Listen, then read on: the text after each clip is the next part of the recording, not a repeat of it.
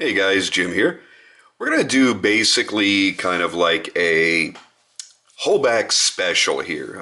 For those that don't know, Jake Hoback knives, incredible overbuilt tank-like knives. If you've not already seen the review on my Hobackian, you do need to watch that. It gives you a lot more background on Jake and the way that he builds his knives and everything else. This is going to be kind of an overview, and we're going to be focusing mainly on the knife that's sitting right here, which is called the A8. This is one mean, wicked little knife. I'm a big fan of Jake's. I'm a big fan of the knives that he puts out. I'm a big fan of him personally. He's just a super awesome, ridiculously nice guy that would pretty much bend over backwards to make people happy. The unfortunate thing is he can't make everybody happy because his knives are so much in demand that you can't get them. Right now he's working on a system, I believe it's basically, if you order something, let's say you wanted an A8 like this, you're going to wait a year or a little bit more, and then you're going to be able to get it. And I know that there are guys that are over a year now waiting for certain models. He just can't keep up with the demand. Jake is one of the, what I like to call the new breed of knife maker, where he does a lot of machine work, a lot of CNC work, and that's the basis for his knives. But I don't want you to sit there and think, well, you know, he's not a knife maker. Listen, he is still hand grinding his own blades. Mine is particularly special because mine was a 0 ground blade. He ended up doing just a little back bevel on it just to make it razor sharp, and it is definitely hair whittling sharp. And he's a wonderful innovator as well. And listen, when we talk about the guys that are in this new age where there's a lot of CNC work or water jet work, what it's doing is it's allowing them to save some time and get more knives out there. Now, while I don't agree that somebody that uses nothing but a mill and doesn't do any of the other work themselves, I don't really consider that to be a knife maker. But when you look at somebody like Jake, you know, it was funny. I had a conversation last week when I was sitting down at lunch with Todd Fisher. And he says, you know, I don't know why some people like to give this type of maker so much shit because they use a CNC or a water jet to prep their sides, to prep their blades, to cut out custom pivots or whatnot. He says, you've got to realize that that type of knife maker actually has kind of a harder job because they're doing every single thing that a regular knife maker does. Okay, because they're still having to contour all of these frames. They're still having to grind things down. They're still having to do all that same work. They're grinding their own blades. They're adjusting their own detents and all these things that a quote unquote standard knife maker would do. He goes, but on top of that, you must now be a machinist. You must know how to write your CAD programs, make the corrections that you've got to make, and do all of that CNC programming yourself. So you're a knife maker plus. And I thought that was a really interesting way of looking at it that I'd never really, A, I had never considered myself, and B, I'd never heard anybody else say.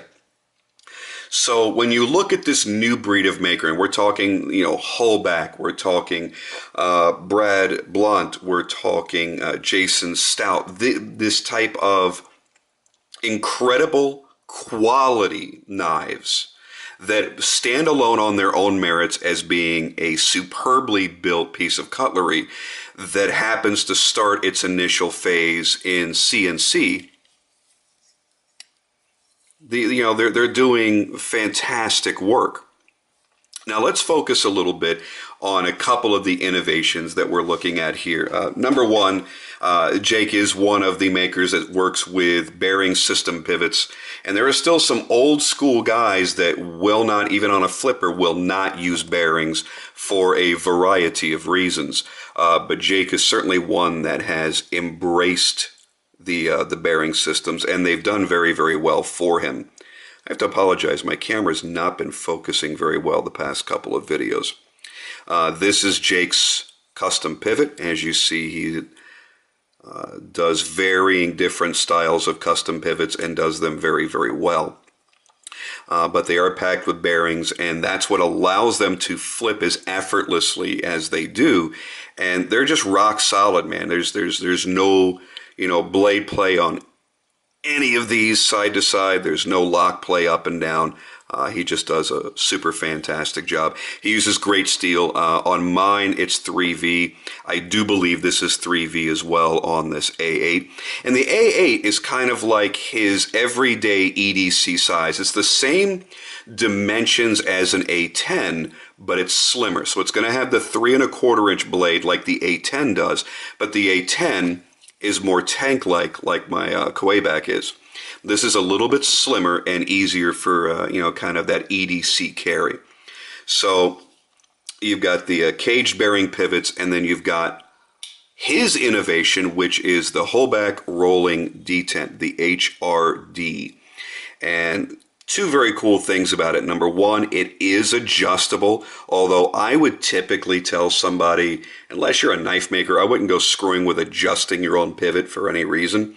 There's just too many things that can go wrong, and if you feel confident, by all means do it. But you can reduce the tension or add the tension with that screw right there. And what's great about it, and it's more easily demonstrated with this knife because it's very well broken in, but what he's doing, his claim is that it reduces friction on the blade by about 30%.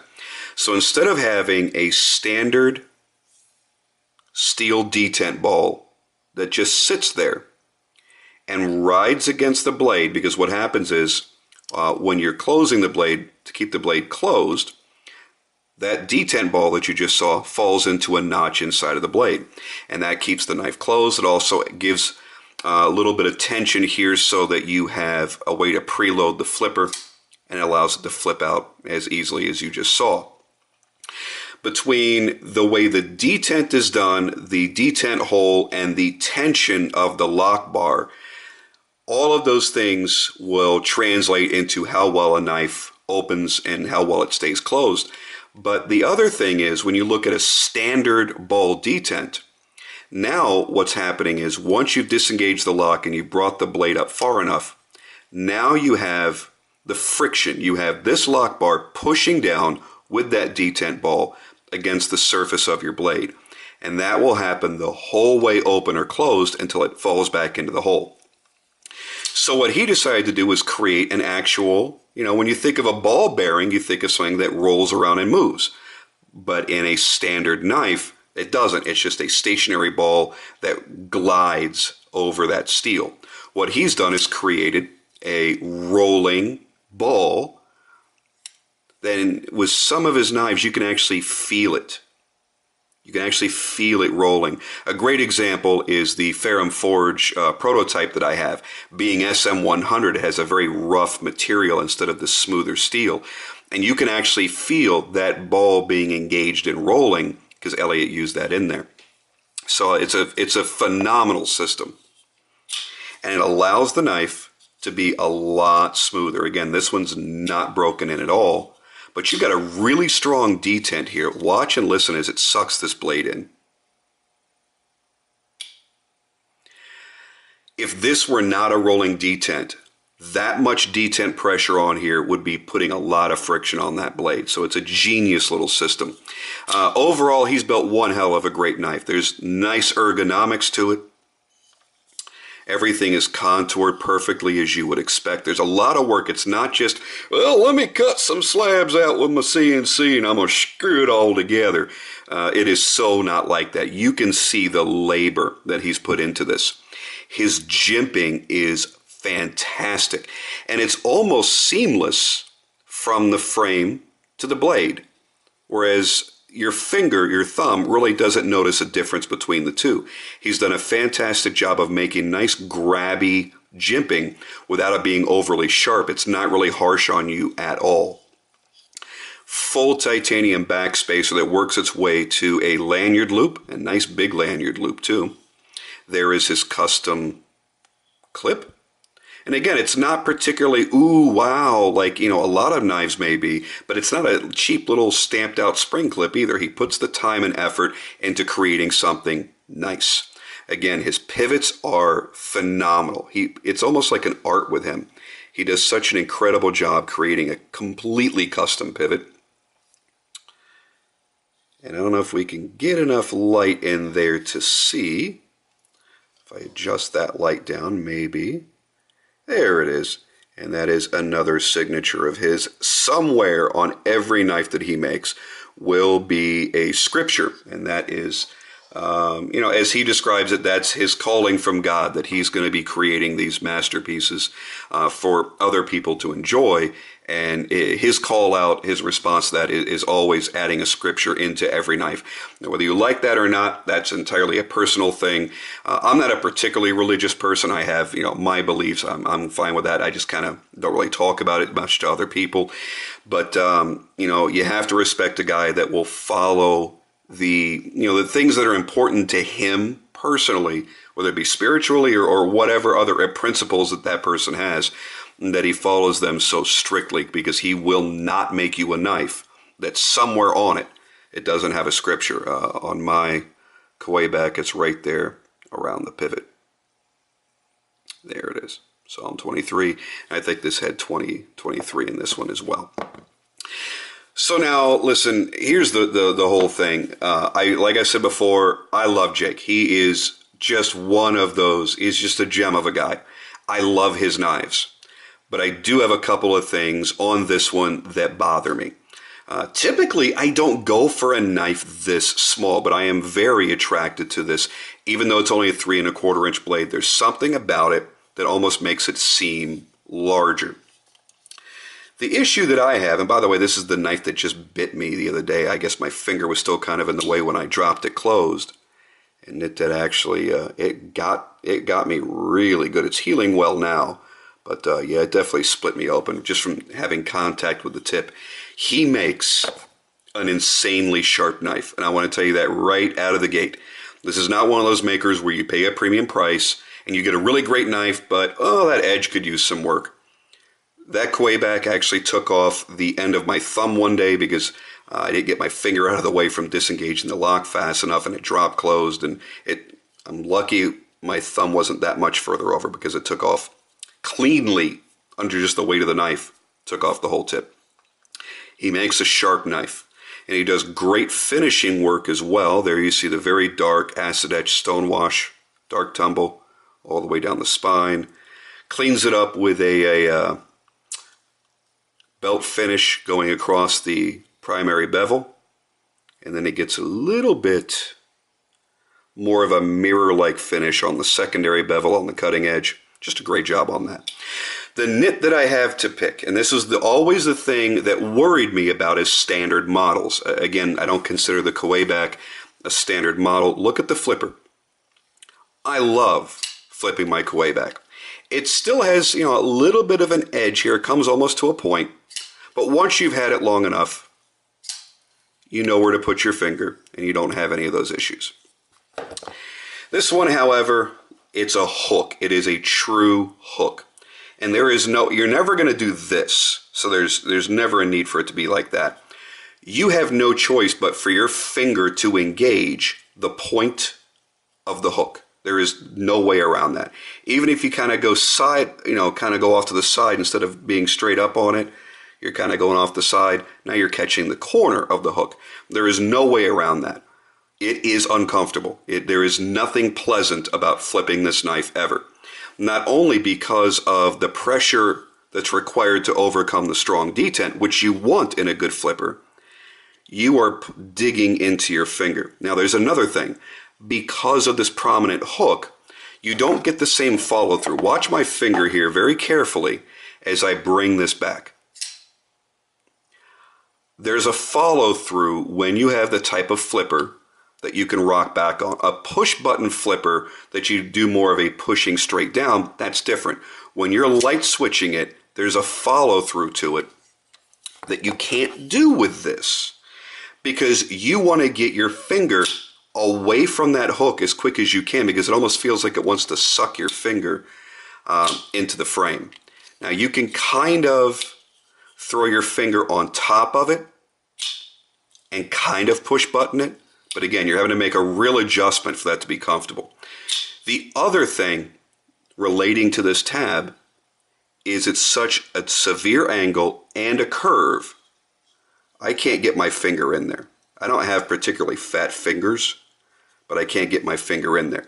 And what it's doing is it's forcing my hand further down the handle than I want it to be. So now, in just kind of in a standard hold, I don't have the butt of the handle where I personally want it in my hand. Now, if you have small hands, that's fine. And maybe Jake has the hands of an elf. I don't know. And maybe his little elven hands don't have an issue. Because, again, this is a small EDC knife. This isn't, one of the larger frame knives where that may be less of an issue.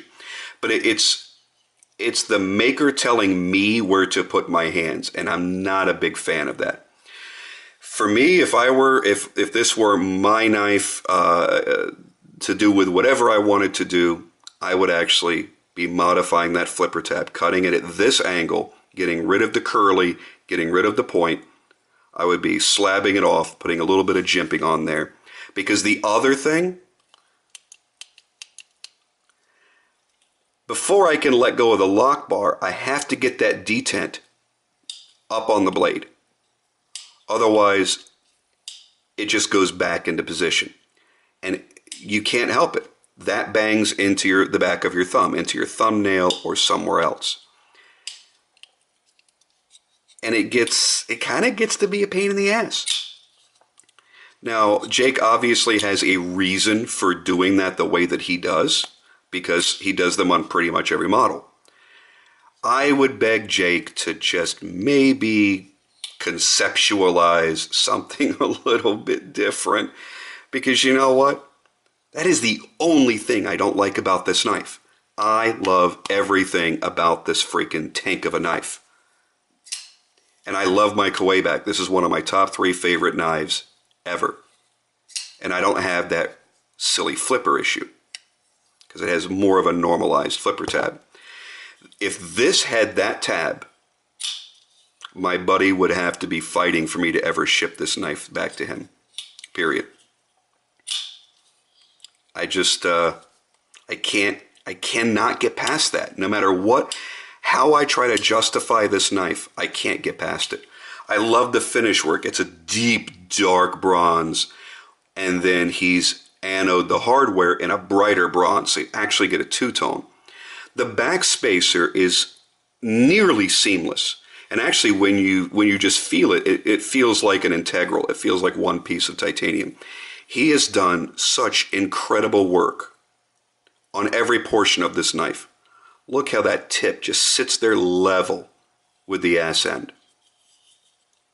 His jimping up here is fantastic.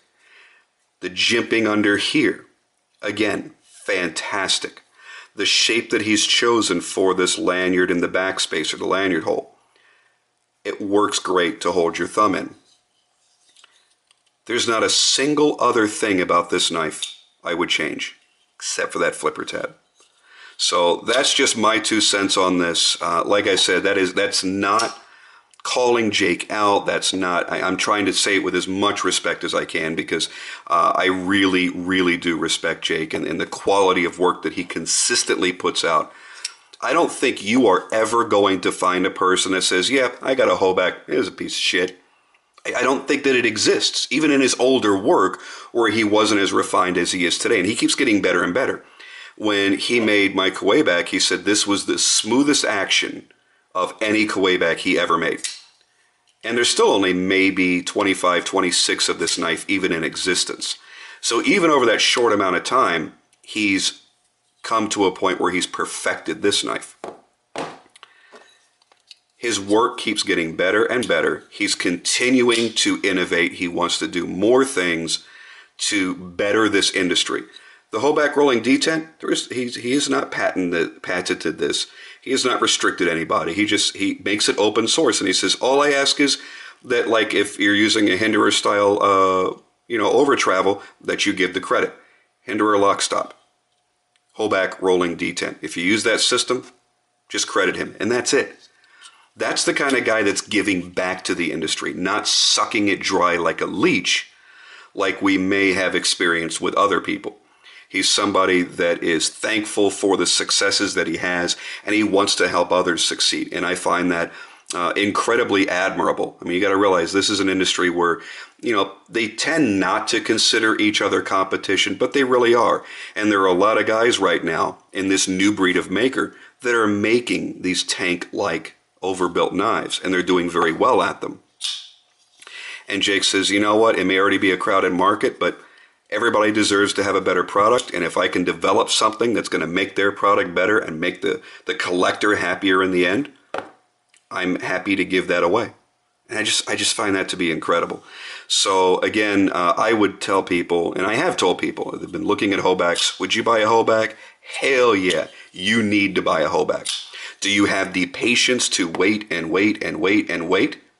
That's entirely up to you. All I can say is they're worth the wait. They're fantastic quality. And if you just want to look at it as, well, it's just two pieces of CNC machine titanium with a steel blade in the middle, then you need to handle a Hoback and understand what the differences really are, because the smoothness in which they operate, the sharpness in which he brings that blade to, the overall fit and finish of everything that he does, down to even the most basic finish, he does with style, and he does with as close to perfection as you could realistically expect from a manufactured product. So that's my little 20 minutes on Hoback. Thank you guys so much for watching. I'm going to get this uploaded, and shit, I think I'm going to take a little bit of a break for a change. I will be back with some more. I know you guys are waiting. That Birch video is coming soon. I promise you. See you soon.